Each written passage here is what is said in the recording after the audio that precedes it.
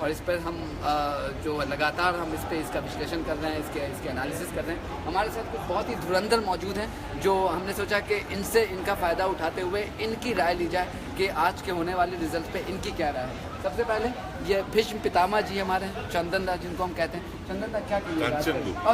कंचन गुप्ता। कंचन दा बताइए कि क्या राय है आज के इलेक्शन के बारे में, खासकर यूपी में जो आप कह रहे हैं कि लैंडस्लाइड विक्ट्री बीजेपी को मिली। देखिए, ये केवल लैंडस्लाइड विक्ट्री की बात नहीं है, ये it's a historical, it's not even historical, it's a historical election. एक लोकल इलेक्शन में अगर आप इतने मजबूती से पूरा स्वीप कर सकते हैं, 40-41% ऑफ द वोट आप अपने साथ रख रहे हैं, तो इसका मतलब है आपने पूरा जो लोकल इलेक्शंस का डायनामिक्स है उसको आपने बदल दिया है। दूसरी बात है, जो यूपी की जो एक ट्रेडिशनल आइडेंटिटी बेस्ड पॉलिटिक्स थी, वो कास्ट बेस्ड थी, रिलीजन बेस्ड थी, कम्युनिटी बेस्ड थी, रीजन बेस्ड थी, हाँ, वो उसको आपने पूरा पलट दिया है। So the rules of the game जिसको कहते हैं वो बदल गया है। और आज के दिन अगर आप देखें, भाजपा जो है वो एक नए पॉलिटिक्स, वैसे आप तो नहीं, आप was supposed to do the new politics, लेकिन आज के चुनाव के बाद मैं कह रहा हूं कि भाजपा नए politics So you think Modi is unstoppable now? He is unstoppable. He is unstoppable till 2019 and even maybe beyond. Before. Okay. He's unstoppable. Now we have got Ashok Wankhede ji, हम भाऊ कह करके इनको बुलाते हैं।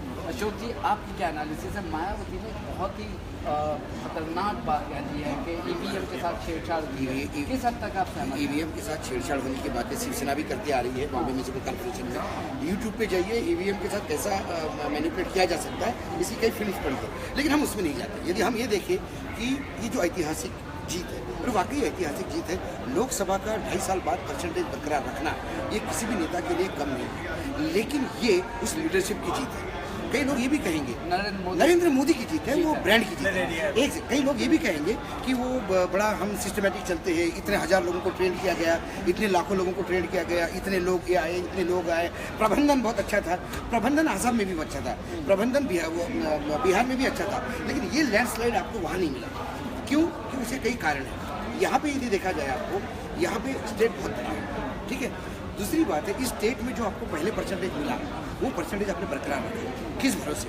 आपको ये मालूम था कि आपको जब वो परसेंटेज मिला तो आपका तब वोट शेयर कैसा क्या आया, किसकी जाति से आया। टिकट बांटते समय आपने वो बहुत इंजीनियरिंग का बहुत ख्याल रखा। मुसलमानों का भी वोट मिला है? बिल्कुल, मुसलमानों का वोट मिला है। दो चीज़ें तो यहाँ बात हुई थी गेम चेंजर, जो मुझे लगता है, एक तो 50 लाख सिलेंडर जाना घर घर में, बहुत बड़ा मायना है, 50 लाख फ्यूज है। और दूसरी बात जो है, ये जो ट्रिपल तलाक वाली बात है उसकी, और यहाँ मुझे लगता है उत्तर प्रदेश का मुसलमान अब थक चुका है। ये जो बार बार ये होता है ना कि ये मुस्लिम इसका वोट बैंक है, उसका वोट बैंक है, ये जो मुस्लिम वोट बैंक को सबने अपने बाप को बपोती बना के रखी है, वो कहीं ना कहीं टूट गई। अब मुस्लिम भी डिवाइड हो सकता है, मुस्लिम भी जा सकता है, दलित भी कहीं जा सकता है। इट इज़ नॉट नेसेसरी कि एक जगह पे आए, लेकिन किसके पास जा सकता है? वो मैस्मराइजिंग लीडरशिप चाहिए। वो बाकी सारे नेता मायावती, राहुल, अखिलेश, ये बहुत गौने साबित हो गए नरेंद्र मोदी के सामने। मान लीजिए यदि नरेंद्र मोदी नहीं होते पूरे सीन में, तो क्या ये रिपीट होता है? क्या सिर्फ प्रबंधन के भरोसे रिपीट कर सकते थे? नहीं। देखिए, ये एक नहीं है मेरे ख्याल से, ये एक मुझे तो लगता है जो मुस्लिम वोट की बात हो रही है, प्रभावी, ये एक प्रभावी नेतृत्व है और बहुत अच्छी रणनीति, दोनों का समन्वय। अगर इसको आप सिर्फ देखें कि सिर्फ एक का है, वो नहीं।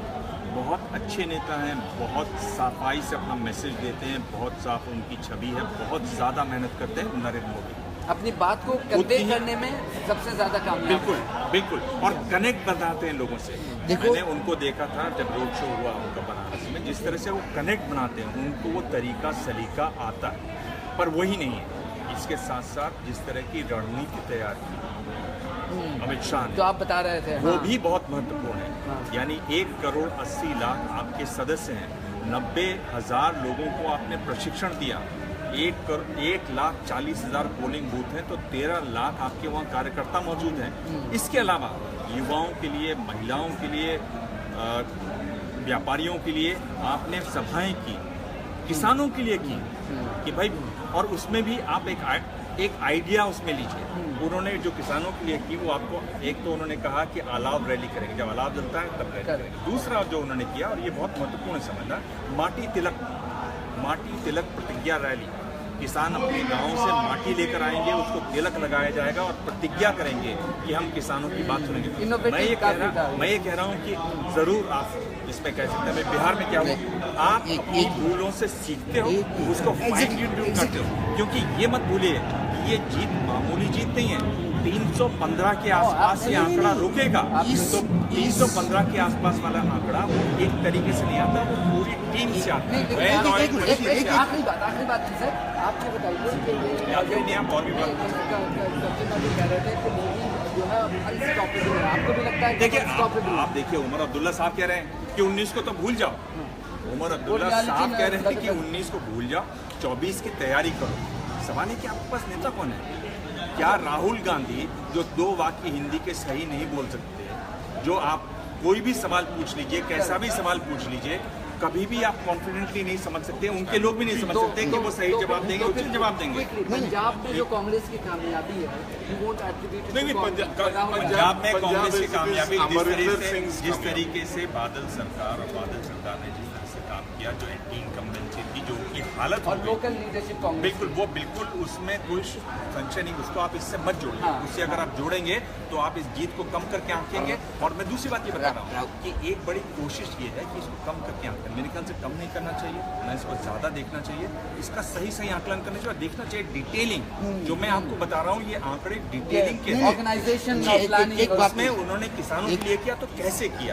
आप देखिए, आजमगढ़ की सीट है, आजमगढ़ की सीट में पहली बार उन्होंने एक विश्वकर्मा को टिकट दिया, एक शाक्य को टिकट दिया, एक पाल को टिकट दिया। वो जातियां जो बहुत अति पिछड़ा समझी जाती है, जिनको कोई अपनी गिनती में नहीं रखता, आप कैसे उनको टिकट देकर उनको एम्पावर करो, उनको ये महसूस करवाओ कि हम आपके साथ हैं, हम आपको टिकट दे रहे हैं। वो एक कोशिश उन्होंने की, उसका ये तो ये मैं यही बता रहा था कि ये सोशल इंजीनियरिंग जो प्रोजेक्ट था, मेरे को पीछे मत हटिए। ये दोनों बहुत जो है वो है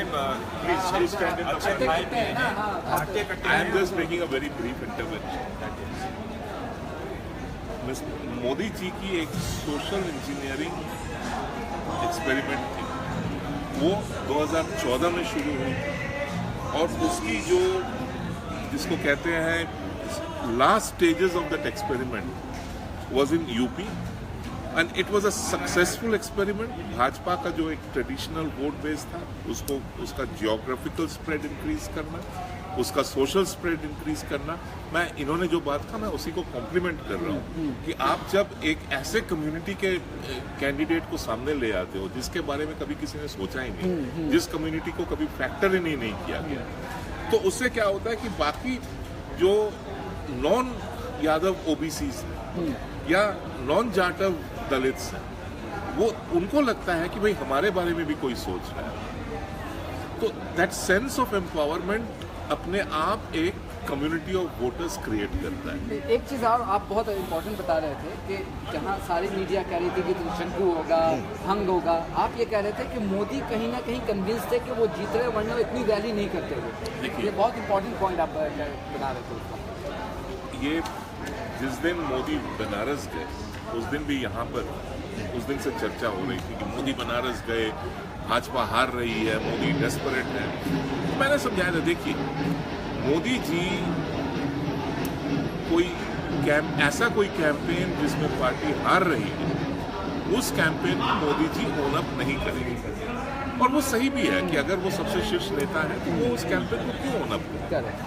यहाँ पर अगर आप देखें, चौथे राउंड के बाद मोदी जी इस कैंपेन को ओन अप करने लगे, और लास्ट राउंड में 6th और 7th फेज में जब 49 और 40 ऑलमोस्ट 100 सीट्स, तो वहां पर जो फाइनल पुश देना, और उसको जो कहते हैं प्री विक्ट्री लैप, कि विक्ट्री इज माइन, लेकिन उसके पीछे भी मैसेज था कि ताकि वो विक्ट्री ओन अप कर लेगा। मुझे लगता है कि मोदी जी के बारे में जो बहुत लोग कहते हैं कि भाई डेस्परेट हो रहे हैं, मेरे ख्याल से वो उनका स्टाइल है। हाँ, वो हाँ। हर चीज में स्वयं जाकर खुद करते हैं, उसको समझने की बहुत जरूरत लेकिन है। अगर हार रहे और होते तो दिल्ली के शायद वो पत्रकार, दिल्ली के पत्रकार आज भी ये नहीं समझते, अगर हार रहे होते जीत रहे होते मोदी उसी तरह से लगे रहते। आपको लगता है कि वो जाते आप फिर? याद नहीं। करिए कि दिल्ली जो विधानसभा भी नहीं है अपने आप में, पूरा राज्य भी नहीं है, मोदी ने लगातार रैलियां हाँ, की, 4-5 एक के बाद एक रैलियां की, 4 बिल्कुल, रैलियां की। बिल्कुल, तो वो मैं बात कर रहा हूँ। दूसरी बात कह रहा हूँ, उससे हो सकता है कुछ लोग सहमत न हो। इसके अलावा ये आपने किया, इसके अलावा उन्होंने एक छौंका भी लगाया। छौंका था जो योगी आदित्यनाथ ने लगाया, छौंका था जो मोदी ने खुद वो लगाया। हाँ, तो वो जो छौंका है वो भी बहुत महत्वपूर्ण है। यानी अब बहुत क्लेवरली लगाया है, बिल्कुल। तो अगर आप छौंका भी लगा रहे हैं, आप समझ रहे हैं छौंका, हाँ, बिल्कुल। अगर आप छौंका भी लगा रहे हैं, आप टीम भी बना रहे हैं, तो मैं आपको क्या कह रहा हूँ कि आपके पास जो विरोधी है वो केवल वो नहीं है जो सिर्फ हिंदू मुस्लिम की बात कर रहा है, वो और भी बातें कर रहा है, वो विकास की भी बात कर रहा है, वो टीम भी बना रहा है, वो पिछड़ों को भी ले रहा है, अति पिछड़ों को भी ले रहा है, दलित को भी। और तो आप नहीं, और मैं ये कह रहा हूँ आज के मैं ये नतीजे कह रहा से हूँ जो कि निकल बोर्ड रहा है में जितने कि जिसको खाने हैं, मुसलमान भी वोट दें। बोर्ड में जितने खाने हैं वो सारे खाने भर रहा है, विपक्ष का काम भी वही कर रहा है। अभी विपक्षी कमियों को भी दिखा रहा है और आप है ना? दूसरी तरफ आपके पास कौन है? एक अखिलेश है जो करीब चौथाई हो गए हैं, क्योंकि उनके अपने घर वाले उनके खिलाफ खड़े हुए हैं, कमजोर हो गए वो। आप कमजोर हो गए। हाँ। दूसरा राहुल गांधी है जो अभी तक पता नहीं कि हैं या नहीं है। तो कौन है? मायावती है जो अभी भी सेटबैक से उभर नहीं पाई है, जो उन्होंने आज कहा वो विजिबिलिटी साफ नहीं दिखा। दिखी, मायावती की विजिबिलिटी नहीं अगर दिखी। नहीं, अगर आप लोकसभा चुनाव में शून्य हो जाएं, अगर आपके फिर सामने वहाँ से बड़ी उठना। चुनौती है, हाँ। उसके बाद खड़ा होना।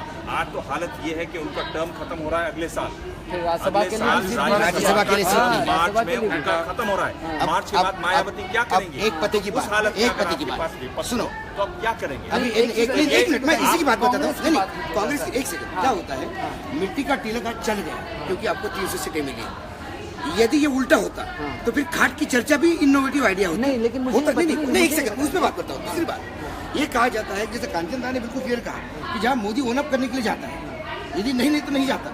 बिहार में पोस्टर उतर गए थे मोदी के और अमित शाह के चढ़ गए थे जब बिहार हारने की आधे आ गए थे, कैंपेन के है दौरान, ना। हाँ। तो मोदी ओन अप करता है, ये उसकी क्लेवरनेस है। हाँ। ठीक है, बोलता बहुत अच्छा है, सारा खेल करता है, जो नहीं करता उसको भी क्लियर करता है। झूठ इतने प्यार से बोलते हैं। देखो देखो जो है फैक्ट वो है। यदि वो मैस्मराइजिंग लीडर है तो वो नारियल पानी भी किसी के मुंह में डाल सकता है और वो चल जाता है। प्रमोद महाजन ने कहा था कि चुनाव लड़ना और जीतने में 80% परसेप्शन काम आता है, 20% मेहनत। हालांकि प्रमोद महाजन का शाइनिंग इंडिया फ्लॉप फ्लॉप था, है ना। लेकिन नहीं, शाइनिंग इंडिया का वो परसेप्शन बना नहीं एक पाया। तो मैं आपको ये बोल रहा हूँ कि एक तो मैं थोड़ा सा भाषा में संयम रखना चाहता हूँ। मैं ये झूठ बोलता है, ये बोलता है, मैं इस तरह से नहीं करेक्ट, बोलता। करेक्ट। ठीक है, हाँ, आज मेरे ख्याल से वो हम लोग मुनासिब भी नहीं है, हमारे लिए चूंकि मुनासिब हम लोग नहीं इतने है। वरिष्ठ लोग हैं, मेरे ख्याल से वो हमारे लिए मुनासिब भी नहीं है। हाँ। दूसरा मैं ये बोल रहा हूँ कि एक बड़ी जो चीज़ की जो यहाँ अमित शाह ने की कि उन्होंने चुनाव प्रचार के दौरान, ये भी डिटेल मेरे इस कागज में लिखा हुआ है, चुनाव प्रचार के दौरान बहुत सारे ऐसे लोगों को बनाया है जो पार्टी से अलग थे और उसमें 90%, ये मैं बीजेपी के जो शीर्ष के लोग हैं उनसे सुनी हुई बात बता रहा हूँ, 90% जगहों पर उनको कामयाबी मिली। यानी जो बागी हो गए थे उनको मनाने में, छोटी पार्टियां जिनसे उनके साथ सहयोग था उनमें जो खटपट थी उसको मनाने में 90% कामयाबी मिली। मैं आपको इसका एक उदाहरण दे रहा हूँ। आप दक्षिण वाराणसी की सीट देख लीजिए, जिस तरीके से उस कैंडिडेट को जिसको आपने टिकट नहीं दिया था, आप उसका श्यामराज हाथ चौधरी की पकड़ के बात जा कर रहे रहे हैं, हाँ, श्यामराज आप चौधरी उसको की बात मंच पर बिठा रहे हैं। मैं ये बोल रहा हूँ कि ये कहना कि भाई मोदी बड़े चालाक है, भाई चालाक होने में क्या, बेवकूफ होना क्या, वो बहुत बड़ी बात है क्या? तो पर मैं ये कह रहा हूँ ये कि भी एक फैक्ट सुन है, लीजिए, ये एक फैक्टर है। मोदी का चालाक होना, मोदी का अच्छा इंटेलिजेंट होना, सुन लीजिए, ये फैक्टर है। ये मुझे मालूम है कि आपको परेशानी नहीं, मुझे परेशानी नहीं हो रही। जब मैं सोचता हूँ कि आपको इस बात मुझे में परेशानी मुझे बिल्कुल होगी, परेशानी नहीं हो रही। जानबूझ के अगर वो शब्द देखिए, इस्तेमाल कर असत्य रहा नहीं, मैंने क्या तो आपको कहा, परेशानी मैंने जो नहीं झूठ बोला उसके लिए मैं असत्य बोलता हूँ। असत्य बात करके भी लोगों के गले उतारना, यदि ये कला आपके पास आती है तो ये 300 क्या, आप 400 सीट क्यों नहीं आई, ये एक महत्वपूर्ण मैंने है। आपको वाराणसी को उदाहरण दिया, दूसरा मैं आपको उदाहरण देता हूँ। चुनाव के बिल्कुल पास, आपको मालूम है, आपने जरूर सुना होगा सोशल मीडिया पर एक क्लिप आई जिसमें अमित शाह बात कर रहे हैं जाट नेता। बिल्कुल। तो मैं ये कह रहा हूँ कि आप उन चीजों को गौण मत समझिए, हाँ। वो बहुत सोची समझी समझी लिख की हुई थी। दूसरी हाँ, बात, बहुत जबरदस्त। क्या आपके पास जो अपोजिशन में है इस समय वहाँ उत्तर प्रदेश में, क्या इस तरह के नेता हैं? जो इस तरह की सोच सोच रखते रख सकते हैं, हैं। बिल्कुल। टिकट कट गया। आप तो शिवपाल को, जो आपकी पार्टी में है, जब उसको आप नहीं कर वहाँ पाए। उसके आसपास पहुंचे तो आप उनके खिलाफ प्रदर्शन कर रहे थे, उनके खिलाफ बोल रहे थे, शिवपाल आपके खिलाफ इशारे कर रहे थे। Correct। बहुत जबरदस्त point आपने ये यहाँ बताया। टिकट कट गया, फिर भी आप उसका हाथ पकड़ के जाए। मेरे ख्याल से ये समझने की जरूरत है। नहीं, पर दिमाग एक चीज़ का हमने बीजेपी की बात कर ली, लेकिन इससे दो चीज़ें और बहुत ब्रीफली मैं जानना चाहूँगा आप दोनों से। एक तो कांग्रेस है, कांग्रेस पंजाब जीत गई है, गोवा में भी अच्छा कर रही है, तो कांग्रेस को हम राइट ऑफ नहीं कर सकते अभी। कांग्रेस को राइट ऑफ नहीं कर सकते, लेकिन ये दोनों जगह जीती कांग्रेस सेंट्रल लीडरशिप से वजह से नहीं जीती।